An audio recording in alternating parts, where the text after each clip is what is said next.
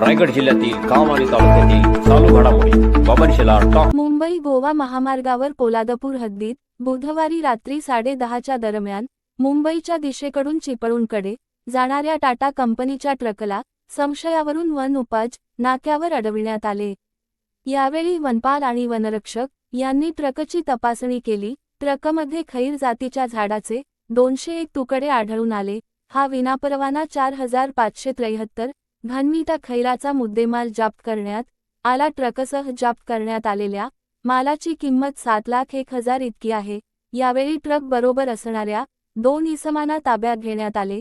त्यांची नावे मोहम्मद बरसद राहणार गुलशन नगर गुजरात, मोहम्मद उस्मान नुरददीन खान असे असून तो खिंडीपाडा मुलुंड मुंबईचा रहिवासी आहे। दोन्ही आरोपींवर भारतीय वन अधिनियम 1927 अंतर्गत कायद्यानुसार गुन्हा दाखल करण्यात आला आहे। या आरोपींना गुरुवारी प्रथम वर्ग महाड येथील न्यायालयाने 3 दिवसांची पोलीस कस्टडी सुनावली आहे। ही कारवाई रोहा सब-डिव्हिजनचे उपवन संरक्षक, सहाय्यक वन संरक्षक आणि महाडचे वनक्षेत्रपाल यांच्या मार्गदर्शनाखाली करण्यात आली आहे।